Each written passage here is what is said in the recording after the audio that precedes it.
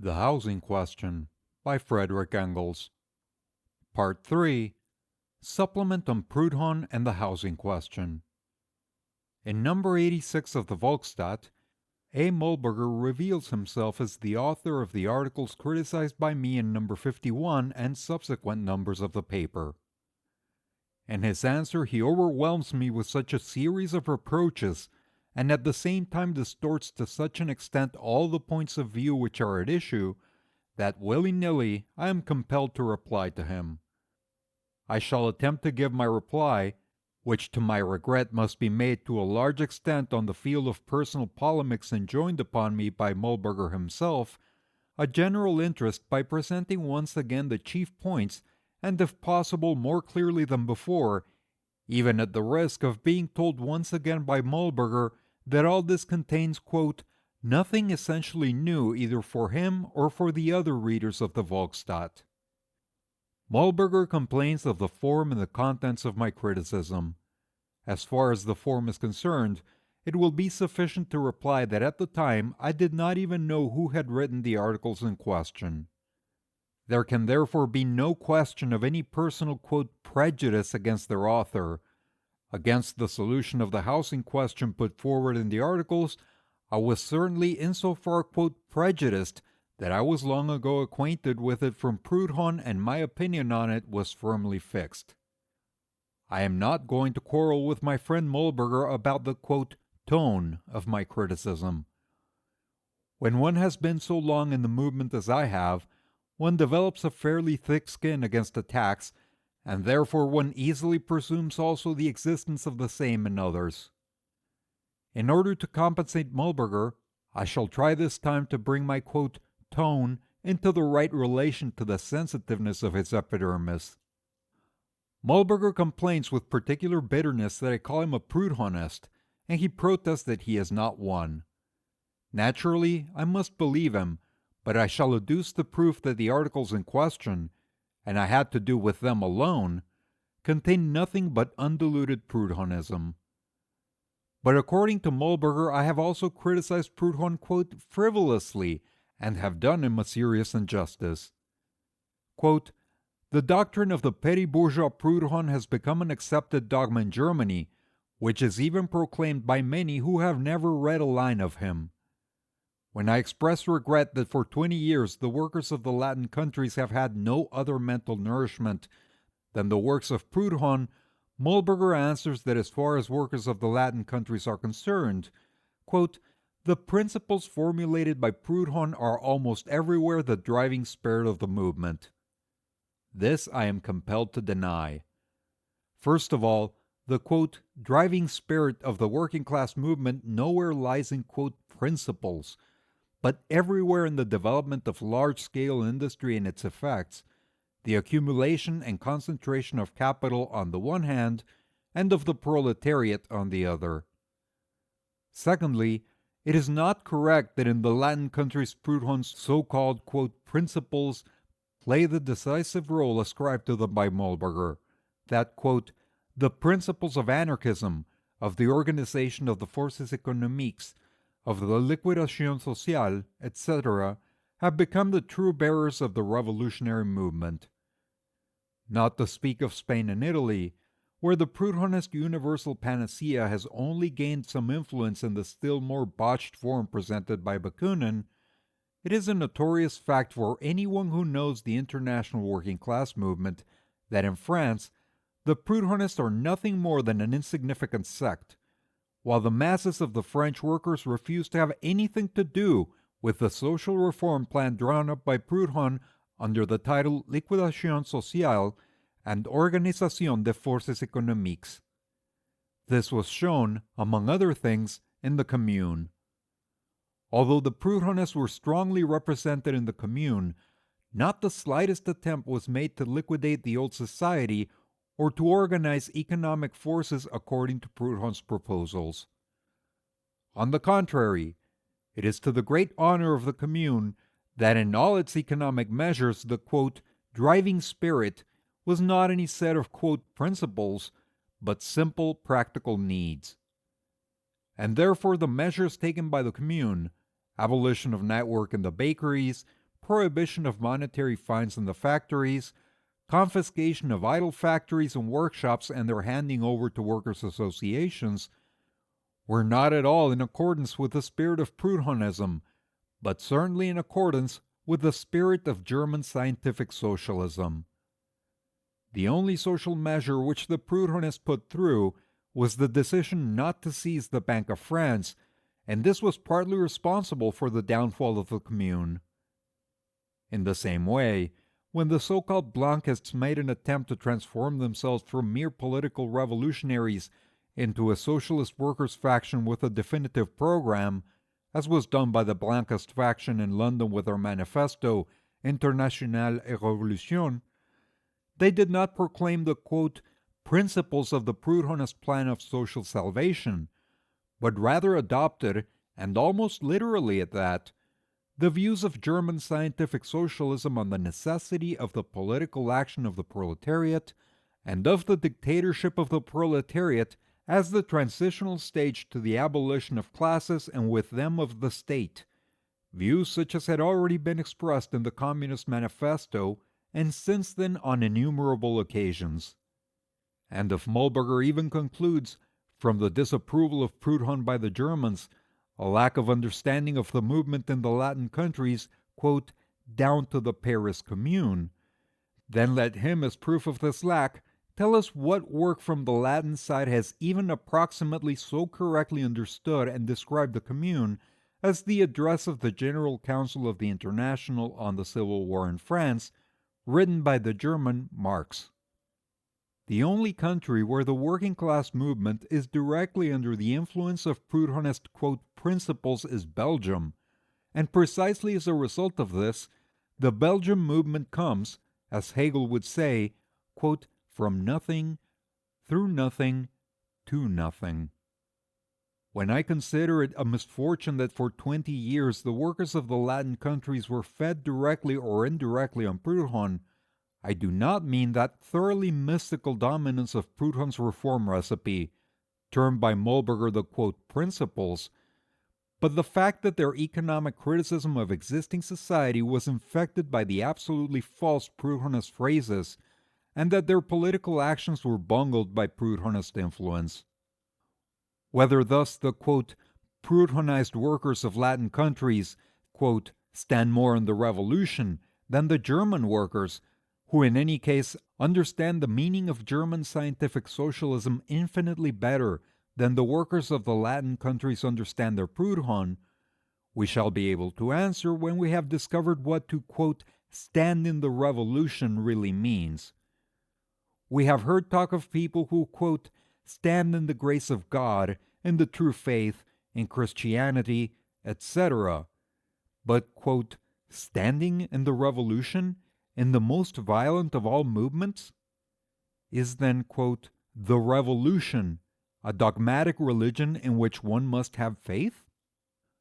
Mollberger further accuses me of having asserted, in defiance of the express wording of his articles, that he had declared the housing question to be an exclusively working-class question. This time Mollberger is really right. I overlooked the passage in question. It was irresponsible of me to overlook it, for it is one of the most characteristic of the whole tendency of his articles. Mollberger writes actually in plain words, quote, as we have been so frequently and largely exposed to the absurd accusation of pursuing a class policy, of striving for class domination and such like, we wish to stress first of all and expressly that the housing question is by no means a question which affects the proletariat exclusively, but that, on the contrary, it interests to a quite outstanding extent the actual middle classes, the small tradesmen, the petit-bourgeoisie, the whole bureaucracy. The housing question is precisely that point of social reform which more than any other appears calculated to reveal the absolute inner identity of the interest of the proletariat on the one hand, and the interests of the actual middle classes of society on the other. The middle classes suffer just as much as, and perhaps even more than, the proletariat under the oppressive fetters of the rented dwelling. today the actual middle classes of society are faced with the question of whether they can summon up sufficient strength to participate in the process of the transformation of society in alliance with the youthful, vigorous, and energetic Workers' Party, a transformation whose blessings will be enjoyed above all by the middle classes. Friend Muhlberger, therefore, lays down the following points here. 1. Quote, we are not pursuing any, quote, class policy and are not striving for, quote, class domination. But the German Social Democratic Party, just because it is a working class party, does inevitably pursue a class policy, the policy of the working class. Since each political party sets out to win dominance in the state, so the German Social Democratic Party is necessarily striving for its domination, that of the working class, hence a, quote, class domination. Moreover, every real proletarian party, from the English Chartists onwards, has put forward a class policy, the organization of the proletariat as an independent political party as the primary condition of its struggle, and the dictatorship of the proletariat as the immediate aim of the struggle. By declaring this to be, quote, absurd, Muhlberger puts himself outside the proletarian movement and into the camp of petit-bourgeois socialism. 2. The housing question has the advantage that it is not an exclusively working-class question, but a question which, quote, interests to a quite outstanding extent the petty bourgeoisie, in that, quote, the actual middle classes suffer from it, quote, just as much as, and perhaps even more than, the proletariat. If anyone declares that the petty bourgeoisie suffers, even if in one connection only, quote, perhaps even more than the proletariat, then he can hardly complain when one counts him among the petty bourgeois socialists. Has Muhlberger therefore any grounds for complaint when I say, quote, it is with just such sufferings as these, which the working class endures in common with other classes, and particularly the petty bourgeoisie, that petty bourgeois socialism, to which Proudhon belongs, prefers to occupy itself. And thus it is not at all accidental that our German Proudhonist occupies himself chiefly with the housing question, which, as we have seen, is by no means exclusively a working class question. 3. There is a, quote, absolutely inner identity between the interests of the, quote, actual middle classes of society and the interests of the proletariat, and it is not the proletariat, but those actual middle classes who will, quote, enjoy above all the, quote, blessings of the coming transformation of society. The workers, therefore, are going to make the coming social revolution, quote, above all in the interests of the petty bourgeoisie. And further, there is an absolute inner identity of the interests of the petty bourgeoisie and those of the proletariat. If the interests of the petty bourgeoisie have an inner identity with those of the workers, then the interests of the workers have an inner identity with those of the petty bourgeoisie. The petty bourgeois standpoint has thus as much right to exist in the movement as the proletarian standpoint has, and it is precisely the assertion of this equality of right that is so-called petty bourgeois socialism. It is, therefore, also perfectly logical when, on page 25 of the reprint, Muhlberger extols, quote, small enterprise as the, quote, actual buttress of society, because, quote, in accordance with its own nature, it unites three factors, labor, acquisition, property, and because in the unification of these three factors, it places no bounds to the capacity for development of the individual. And when he reproaches modern industry in particular with destroying this nursery for the production of normal human beings, and, quote, making out of a vigorous class continually reproducing itself a helpless mass of human beings who do not know whither to direct their anxious glances. The petty bourgeois is thus Muhlberger's model human being, and small-scale enterprise is Muhlberger's model mode of production. Did I defame him, therefore, when I put him among the petty bourgeois socialists? As Mollberger rejects all responsibility for Proudhon, it would be superfluous to discuss here any further how Proudhon's reform plans aim at transforming all members of society into petty bourgeois and small peasants. It will be just as unnecessary to deal here with the alleged identity of the interests of the petty bourgeoisie and the workers. What is necessary is to be found already in the Communist Manifesto. The result of our examination is therefore that side by side with the quote, myth of the petty bourgeois Proudhon appears the reality of the petty bourgeois Mollberger. 2. We now come to one of the main points. I accused Mollberger's articles of falsifying economic relationships after the manner of Proudhon by translating them into legal terminology. As an example of this, I picked out the following passage of Mollberger. Quote, the house, once it has been built, serves as a perpetual legal title to a definite fraction of social labor, although the real value of the house has already long ago been more than paid out in the form of rent to the owner. Thus it comes about that a house that, for instance, was built 50 years ago, during this period covers the original cost 2, 3, 5, 10, or more times over in its rent yield.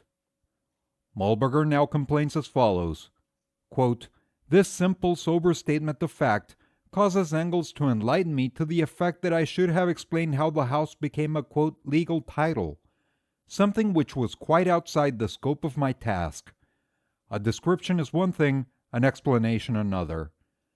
When I say with Proudhon that the economic life of society should be pervaded by a conception of justice, then I am describing present-day society as one in which, it is true, not all conceptions of justice are absent, but in which the conception of justice of the revolution is absent, a fact which even Engels will admit.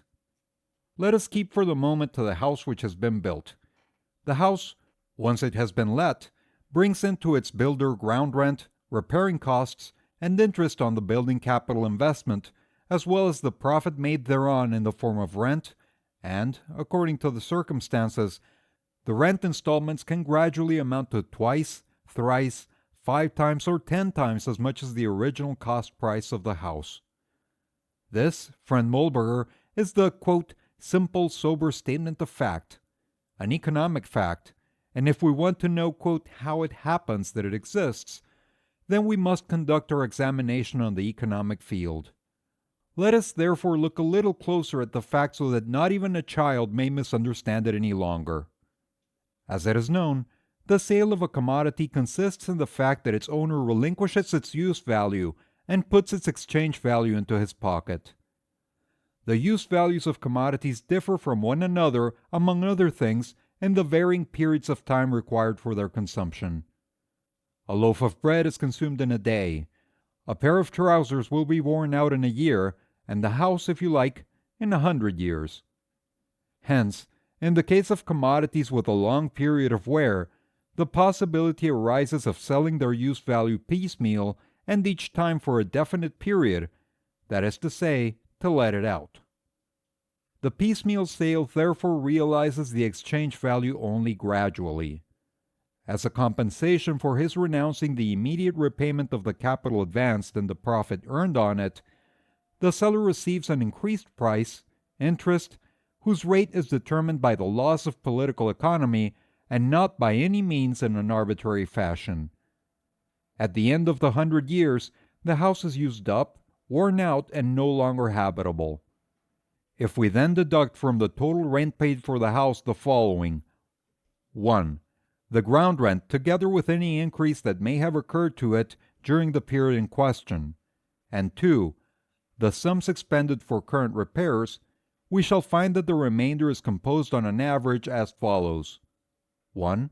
The building capital originally invested in the house, 2. The profit on this, and 3. The interest on the gradually maturing capital and on the profit.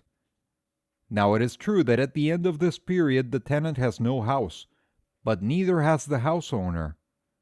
The latter only has the site provided that it belongs to him, and the building material on it, which, however, is no longer a house.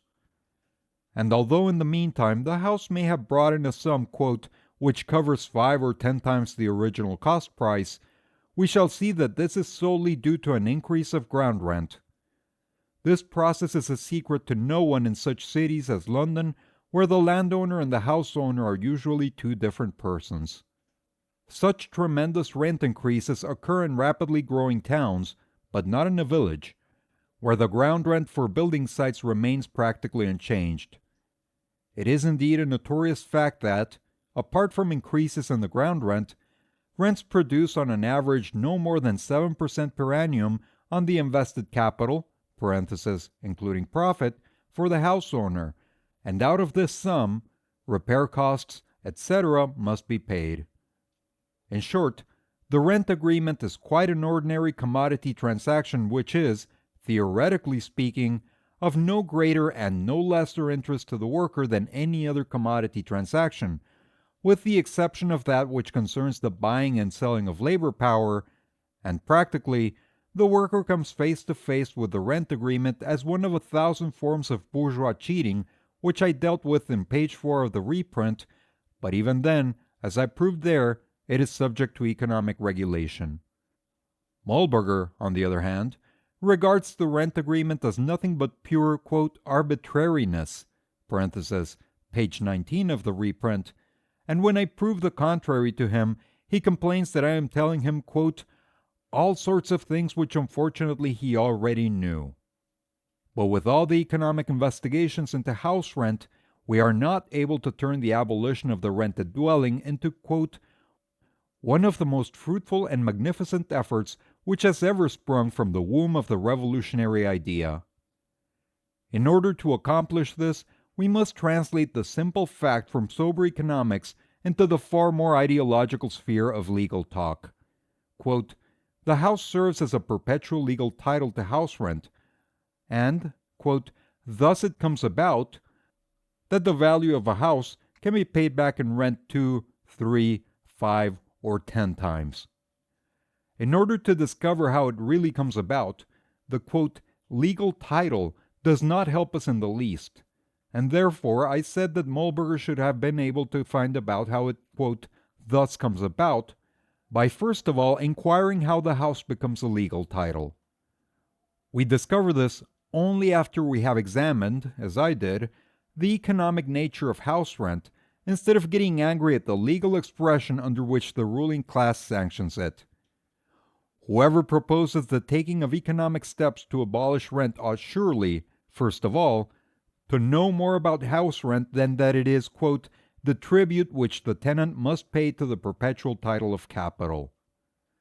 But to this Mollberger answers, a description is one thing, an explanation another.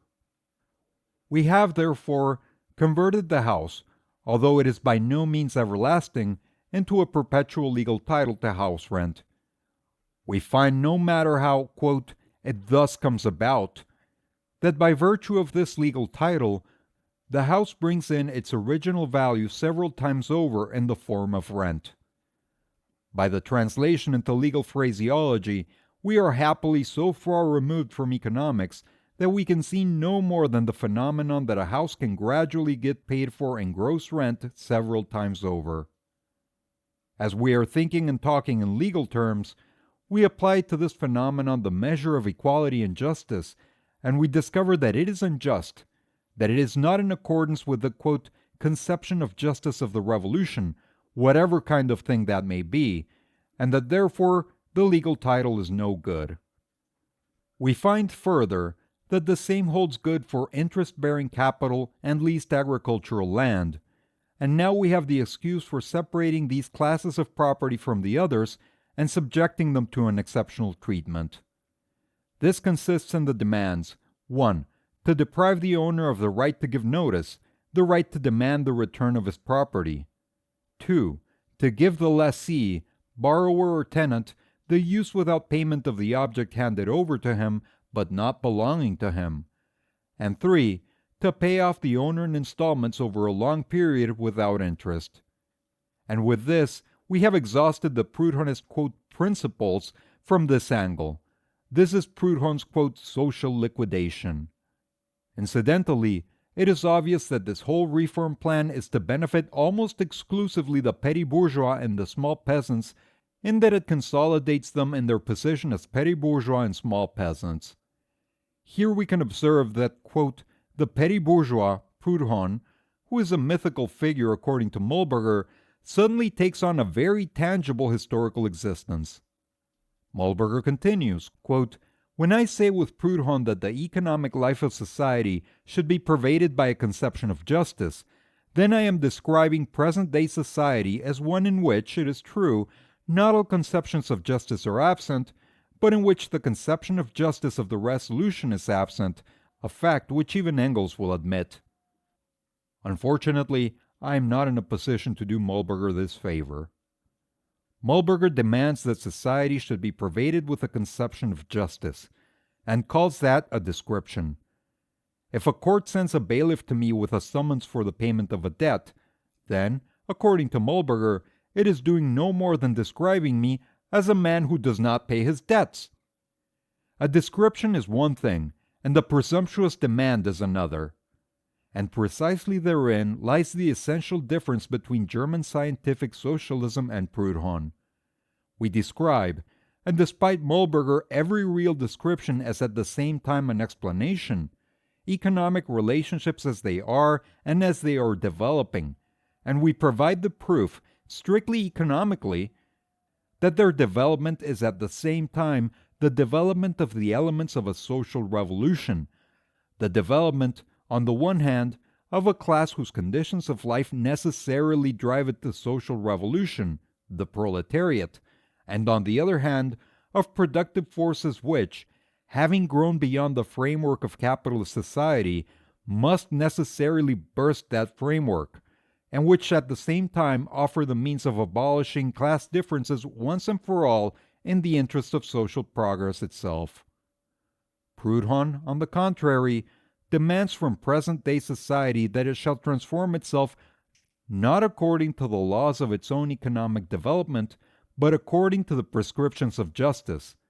The, quote, conception of justice does not belong to him, but to Mühlberger.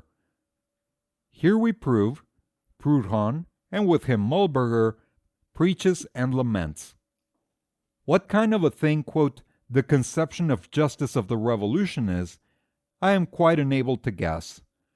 Proudhon, it is true, makes a sort of goddess out of, quote, the revolution, the bearer and executor of his, quote, justice, in doing which he then falls into the peculiar error of mixing up the bourgeois revolution of 1793 to 1794 with the coming proletarian revolution. He does this in almost all his works, and particularly since 1848.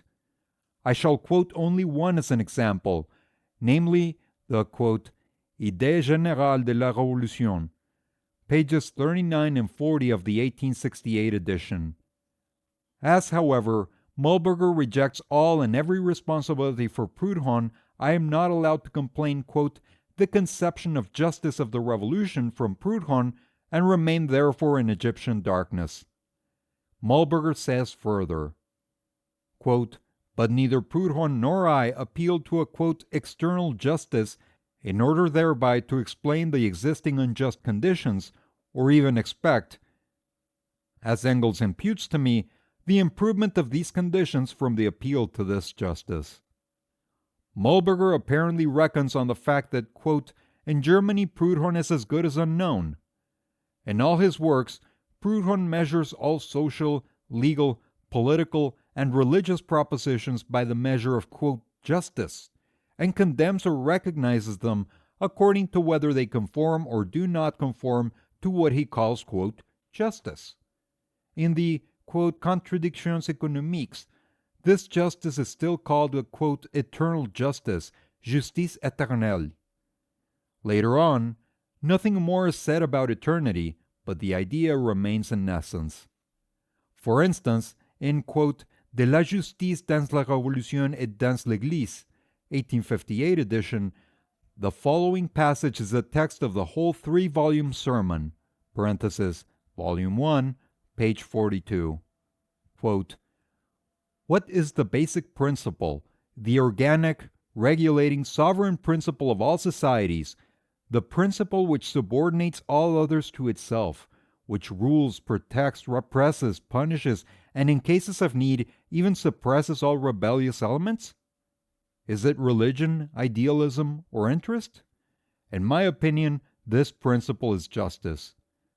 What is justice? It is the essence of humanity itself. What has it been since the beginning of the world? Nothing. What should it be? Everything. Justice, which is the essence of humanity itself, what is that if it is not eternal justice? Justice, which is the organic, regulating, sovereign basic principle of all societies, which has nevertheless been nothing up to the present, but which ought to be everything. What is that if not the standard with which to measure all human affairs, if it is not the final arbiter to be appealed to in all conflicts? And did I assert anything else than that Proudhon cloaks his economic ignorance and helplessness by judging all economic conditions not according to economic laws, but according to whether they conform or do not conform to his conception of this eternal justice?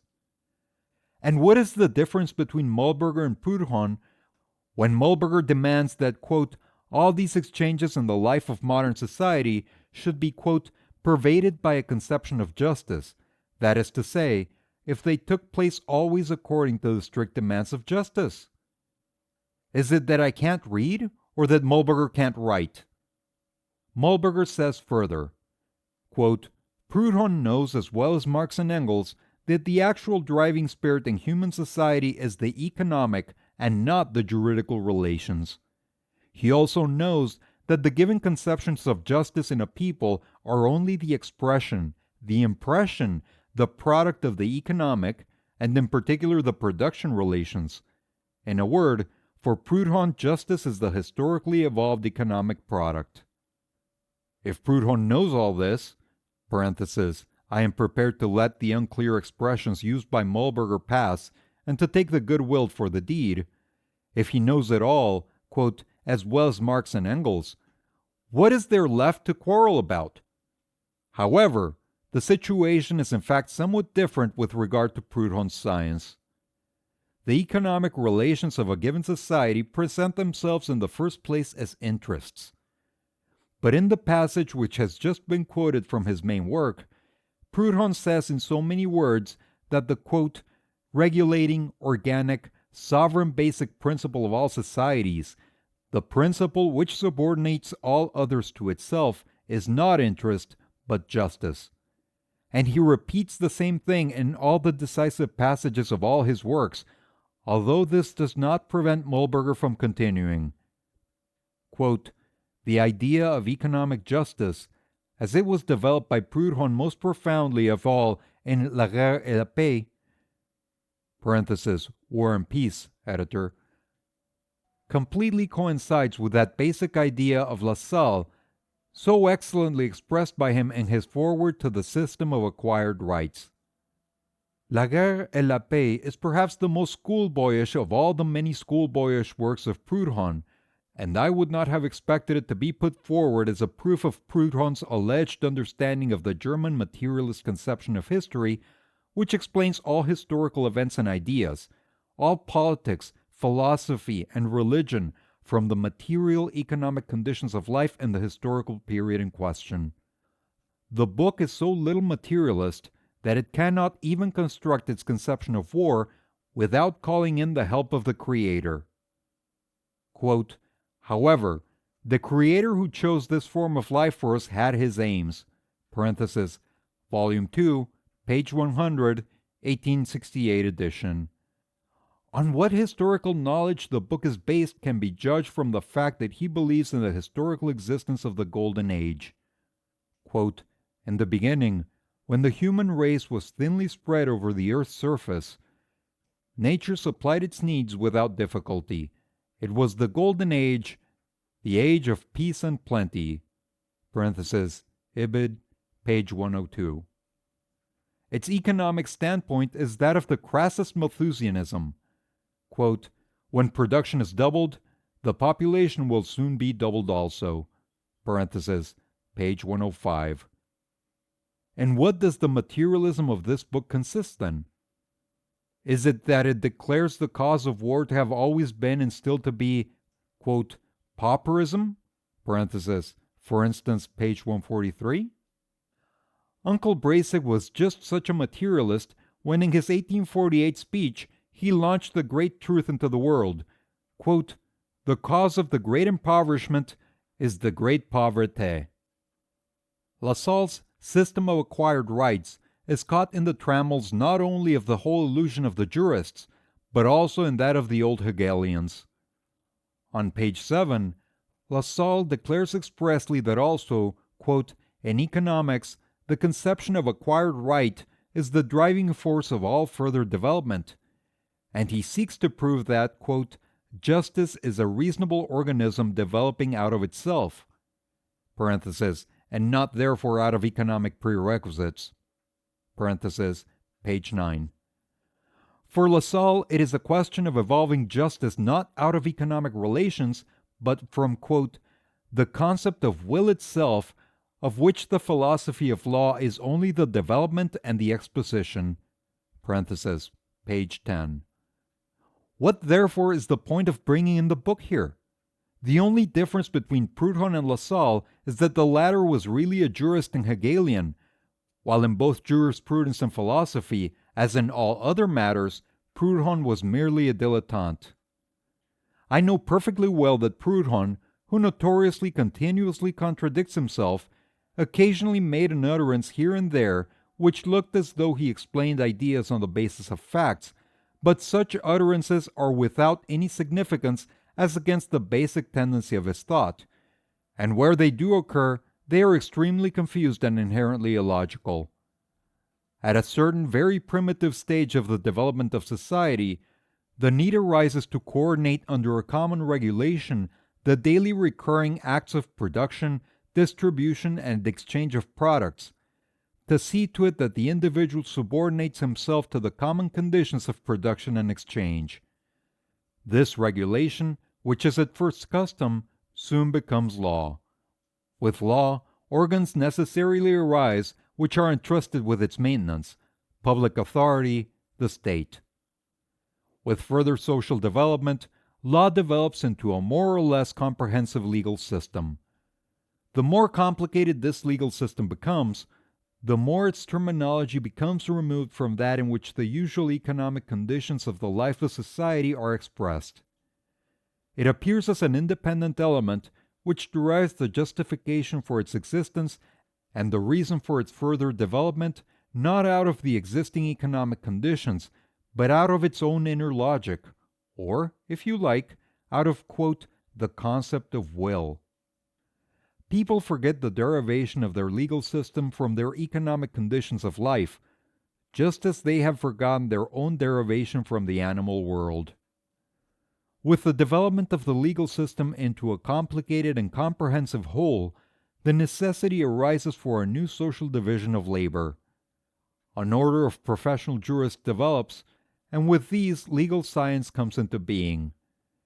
In its further development, this science compares the legal system of various peoples and various times, not only as the expression of the given economic relationships, but as systems which find their justification in themselves. The comparison assumes something common to them all, and this the jurists find by summing up that which is more or less common to all those legal systems as natural law. However, the standard which is taken to determine what is natural law and what is not is precisely the most abstract expression of law itself, namely, justice. From this point on, therefore, the development of law for the jurists, and for those who believe them uncritically, is nothing more than the striving to bring human conditions, so far as they are expressed in legal terms, into closer and closer conformity with the ideal of justice, eternal justice.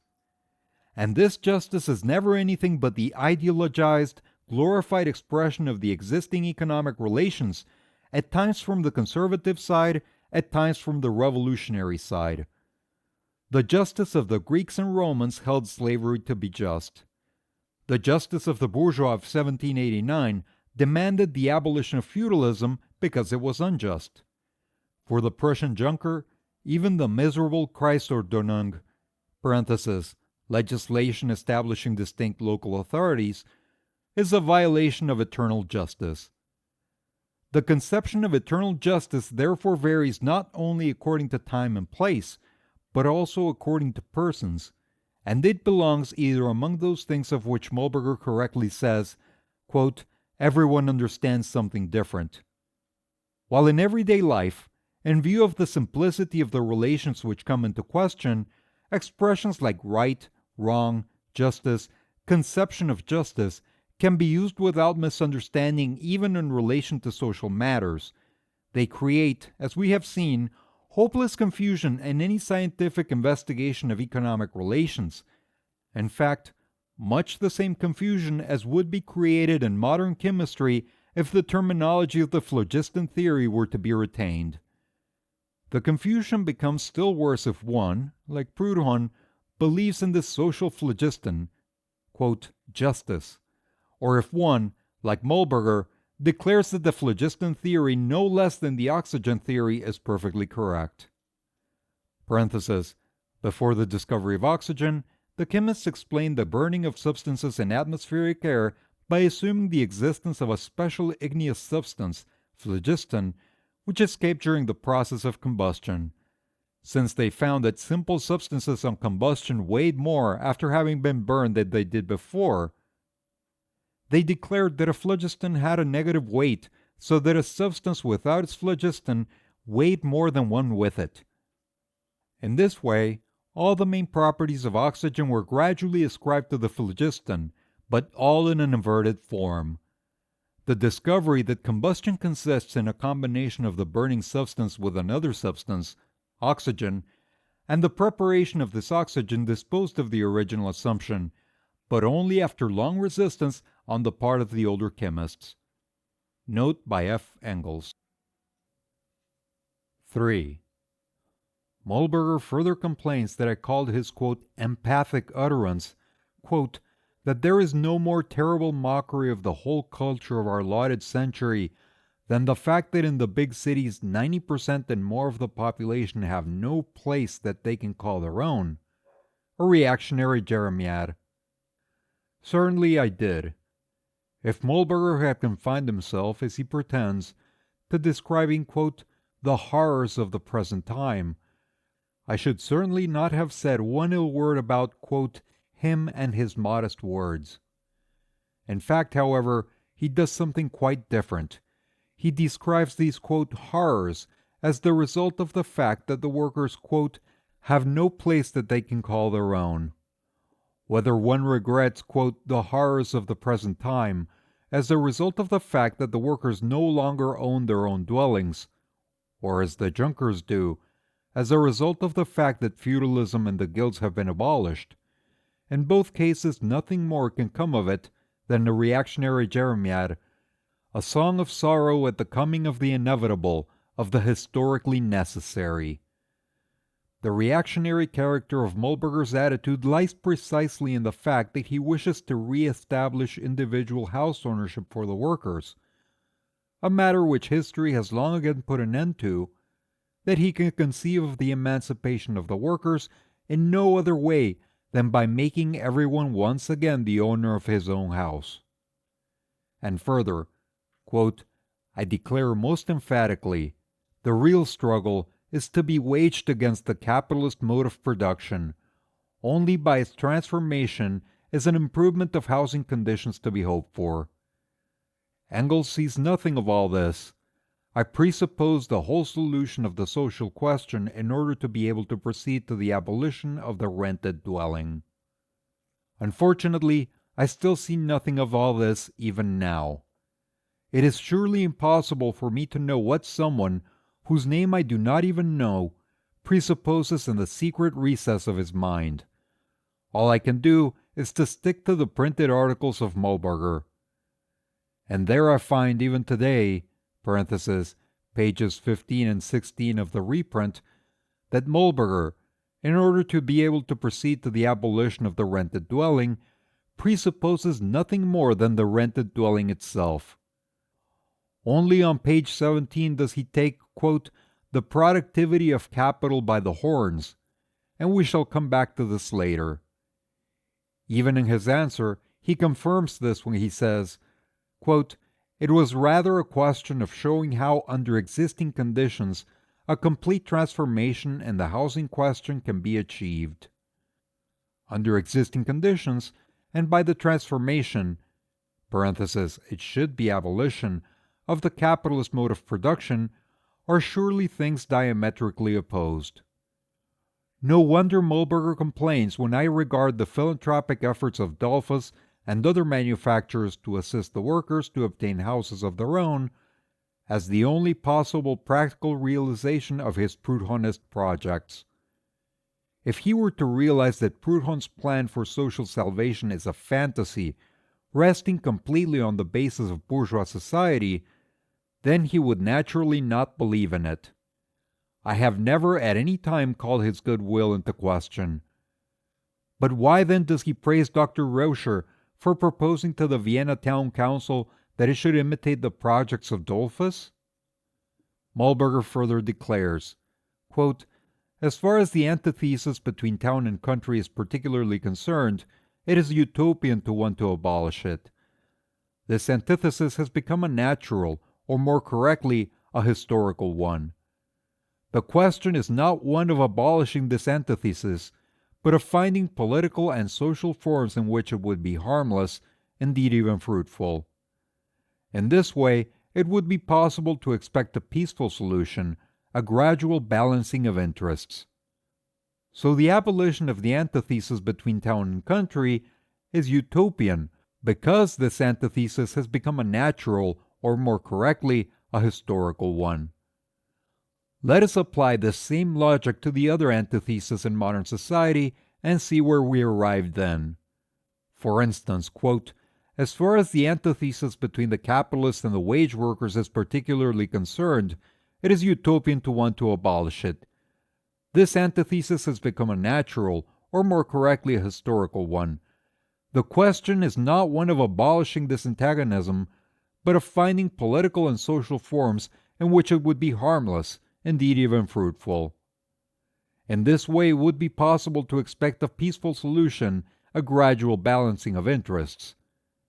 And with this, we have once again arrived at Schulze Delitzsch. The abolition of the antithesis between town and country is no more and no less utopian than the abolition of the antithesis between capitalists and wage workers. From day to day, it is becoming more and more a practical demand of both industrial and agricultural production. No one has demanded this more energetically than Liebing in his writings on the chemistry of agriculture, in which his first demand has always been that man shall give back to the land what he takes from it, and in which he proves that only the existence of the towns, and in particular the big towns, prevents this. When one observes how here in London alone a greater quantity of manure than is produced by the whole kingdom of Saxony is poured away every day into the sea, with an expenditure of enormous sums, and when one observes what colossal works are necessary in order to prevent this manure from poisoning the whole of London, then the utopian proposal to abolish the antithesis between town and country is given a peculiarly practical basis. And even comparatively insignificant Berlin has been wallowing in its own filth for at least 30 years. On the other hand, it is completely utopian to want, like Proudhon, to transform present-day bourgeois society while maintaining the peasant as such.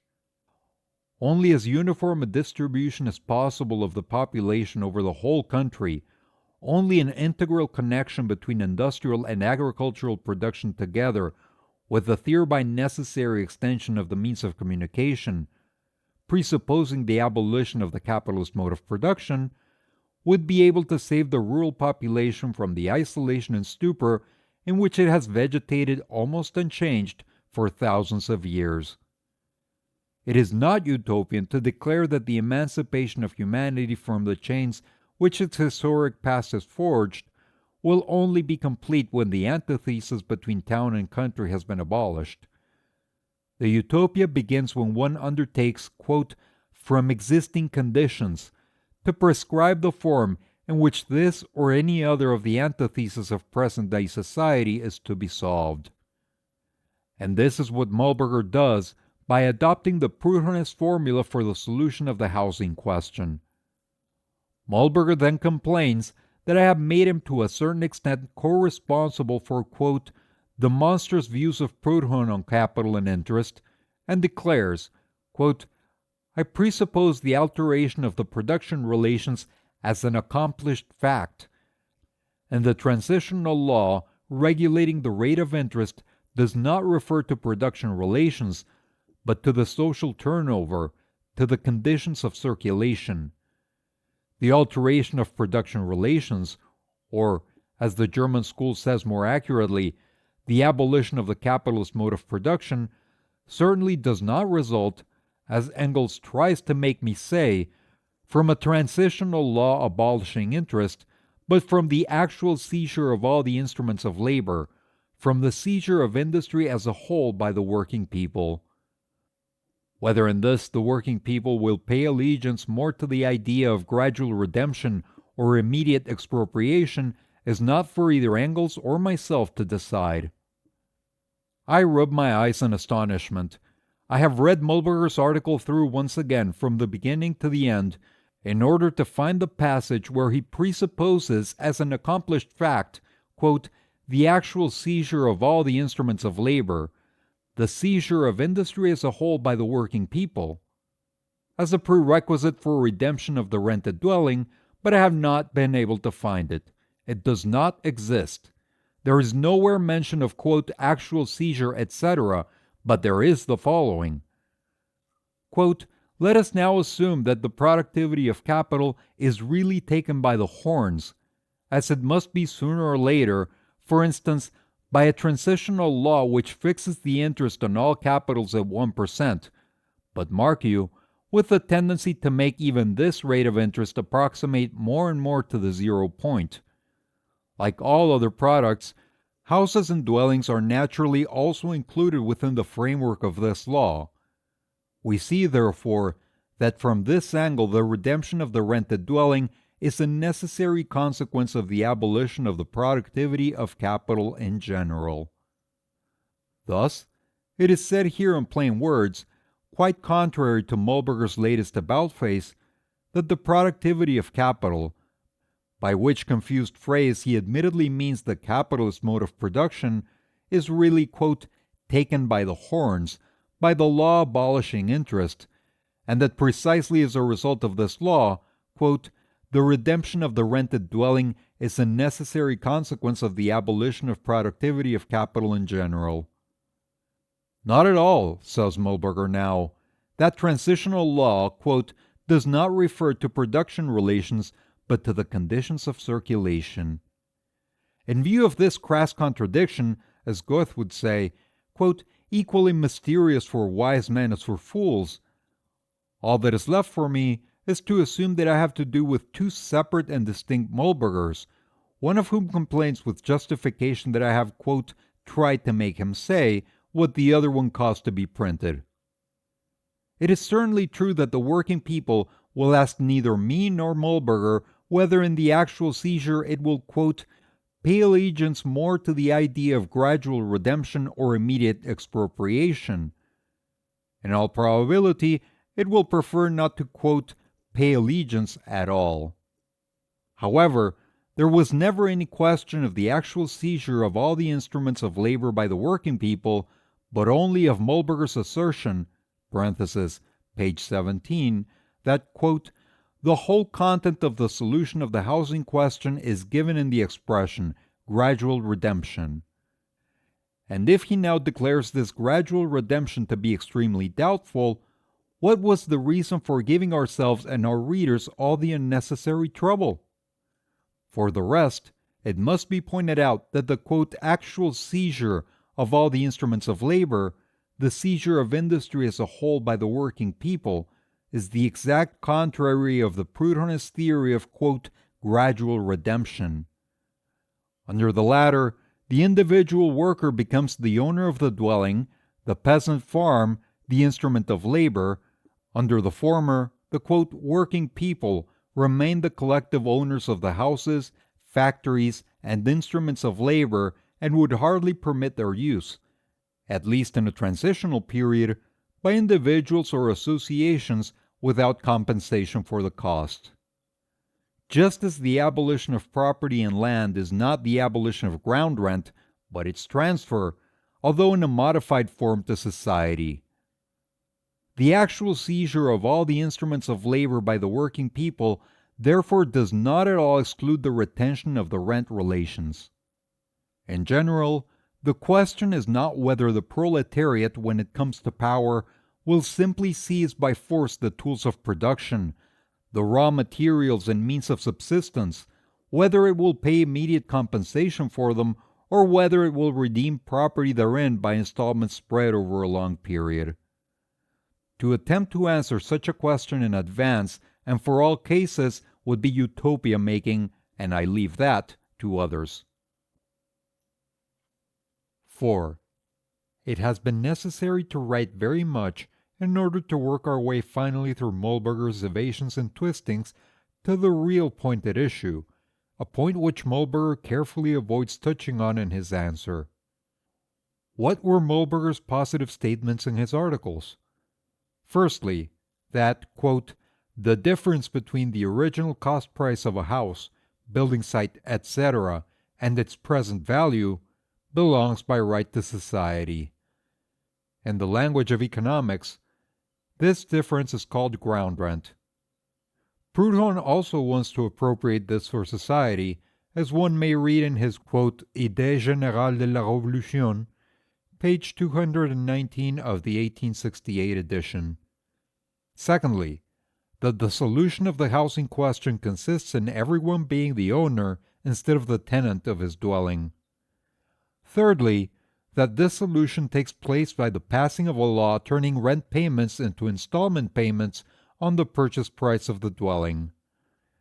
These points 2 and 3 are both taken from Proudhon, as anyone can see in the Idée générale de la Révolution, page 199 and following, where on page 203 a project of the law in question is to be found already drafted. Fourthly, that the productivity of capital is taken by the horns by a transitional law reducing the rate of interest temporarily to 1%, subject to reducing it still further later on. This point has also been taken from Proudhon and can be read in detail on pages 182 to 186 of the Idée générale de la Révolution. With regard to each of these points, I have cited the passage of Proudhon where the original of the Mollberger copy is to be found, and I ask now whether I was justified in calling the author of a series of articles containing completely Proudhonist and nothing but Proudhonist views, a Proudhonist or not.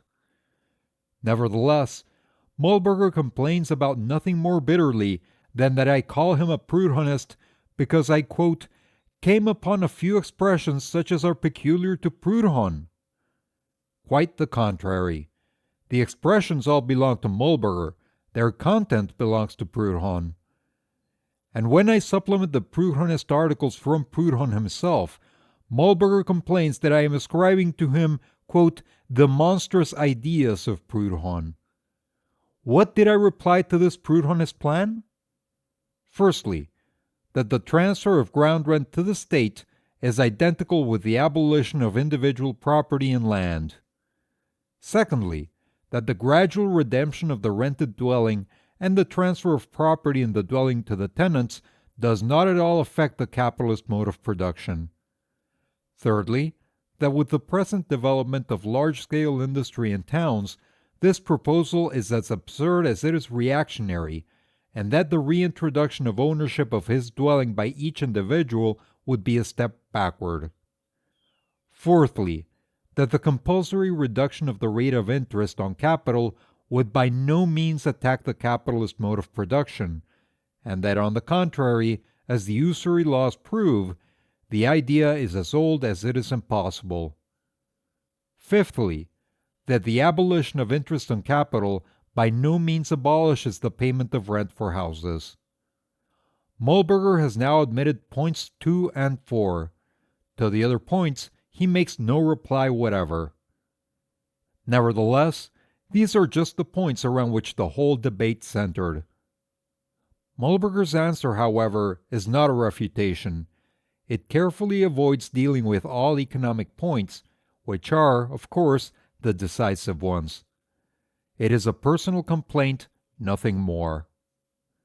For instance, he complains when I anticipate his promised solution of other questions, for instance, state debts, private debts, and credit, and says that the solution would be the same in each case as his solution of the housing question, namely, the abolition of interest, the transformation of interest payments into installments for paying off the capital sum, and free credit. Nevertheless, I am still ready to bet that if these articles of Mollberger ever see the light of day, their essential content will coincide with Proudhon's Idée générale de la Révolution.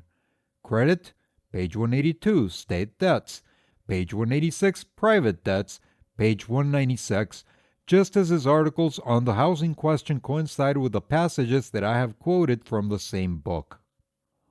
Mollberger takes this opportunity of informing me that the questions such as taxation, state debts, private debts, and credit, to which is now added the question of municipal autonomy, are of the greatest importance to the peasant and for propaganda in the countryside. To a great extent I agree, but 1. Up to the moment there has been no mention of the peasant, and 2. Proudhon's, quote, solutions of all these questions are just as absurd economically and just as essentially bourgeois as his solution of the housing question. I need hardly defend myself against Mollberger's suggestion that I failed to appreciate the necessity of drawing the peasants into the movement. However, I certainly consider it folly to recommend to them, for this purpose, the Proudhonian quackery. There is still very much large-scale landed property in Germany. According to Proudhon's theory, all this ought to be divided up into small peasant farms, which, in the present state of agriculture, and after the experience of small land ownership in France and in Western Germany, would be positively reactionary. The large-scale landed estates which still exist will rather afford us a welcome opportunity of conducting agriculture on a large scale, the only way which can utilize modern equipment, machinery, etc., by associating workers and thus demonstrating to the small peasants the advantages of large-scale enterprise by means of association. The Danish socialists, who in this respect are ahead of all others, have realized this long ago. It is equally unnecessary for me to defend myself against the suggestion that I regard the existing infamous housing conditions as, quote, an insignificant detail.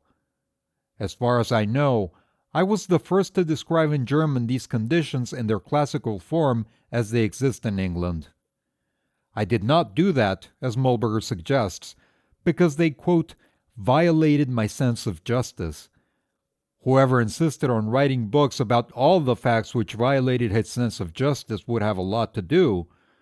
But as can be read in the introduction to my book, by describing the social conditions created by modern large-scale industry to provide an actual basis for German socialism, which was then arising and was expanding itself in empty phrases.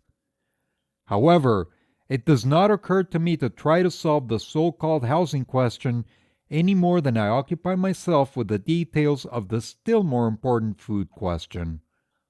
I am satisfied if I can prove that the production of our modern society is sufficient to provide all its members with enough to eat, and that there are houses enough in existence to provide the working masses for the time being with roomy and healthy living accommodation.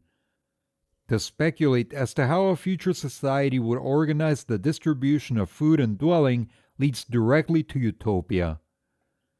The utmost we can do is to note, from an understanding of the basic conditions of all modes of production up to now, that with the downfall of the capitalist mode of production, certain forms of appropriation by society hitherto will become impossible. even with the transitional measures, will everywhere have to be in accordance with the conditions in existence at the moment. In countries of small-scale land ownership, quite different from those in countries where large-scale land ownership prevails, etc.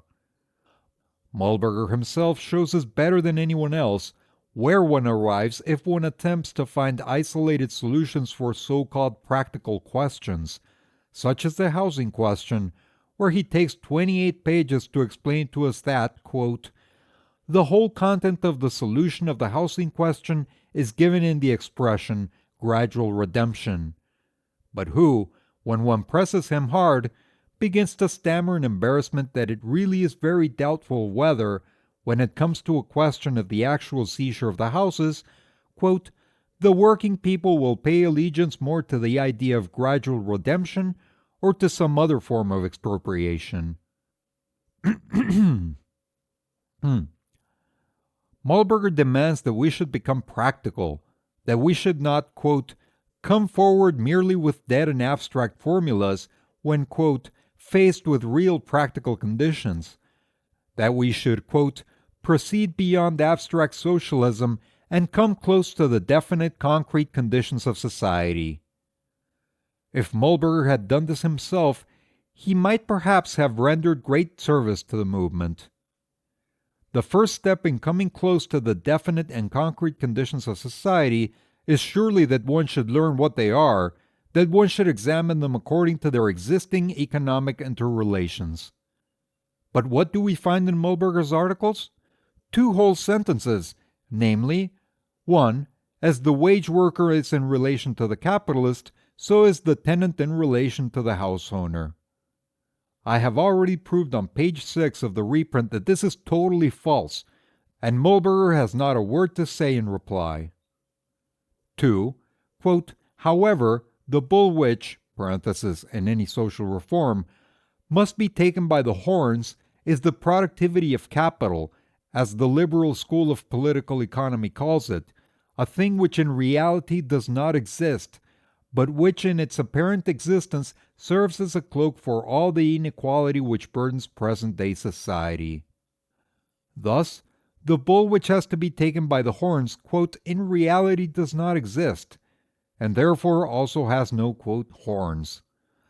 Not the bull itself as the evil, but its, quote, apparent existence. Despite this, quote, the so-called productivity, of capital, is able to conjure up houses and towns whose existence is anything but apparent. And the man who, although Marx's capital, quote, is familiar also to him, jabbers in this hopelessly confused fashion about the relation of capital and labor, takes on the task of showing the German workers a new and better path, and presents himself as the, quote, master builder, who is, quote, clear about the architectural structure of the future society, at least in its main outlines. No one has come closer, quote, to the definite and concrete conditions of society than Marx in Capital. He spent 25 years in investigating them from all angles, and the result of his criticism contains throughout the kernels of so-called solutions in as far as they are possible at all today. But that is not enough for friend Muhlberger.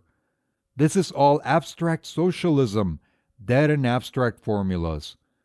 Instead of studying, quote, the definite and concrete conditions of society for himself, friend Muhlberger contents himself with reading a few volumes of Proudhon which, although they offer him next to nothing concerning the definite concrete conditions of society, do offer him very definite and concrete miraculous remedies for all social evils. He then presents this ready-made plan for social salvation, this Proudhonian system, to the German workers under the pretext that he wants, quote, to say goodbye to the systems, while I, quote, chose the opposite path. In order to grasp this, I must assume that I am blind and Muhlberger deaf, so that any understanding between us is utterly impossible. But enough.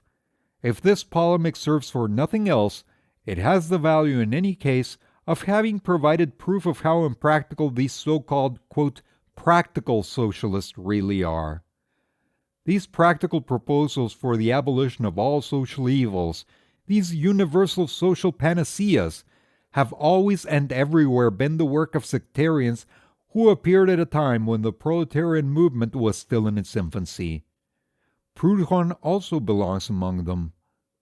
The development of the proletariat soon casts aside these swaddling clothes and produces in the working class itself the understanding that nothing is less practical than these, quote, practical solutions, concocted in advance and universally applicable, and that practical socialism consists rather in the correct knowledge of the capitalist mode of production from all its various sides. A working class which is secure in this knowledge will never be in doubt in any given case against which social institutions, and in what matter, its main attacks should be directed. You have reached the end of The Housing Question by Friedrich Engels, Part 3, Supplement on Proudhon and the Housing Question. Click on the links at the end of this video to go to the playlist. If you enjoy this content and would like to support the channel, please like and subscribe.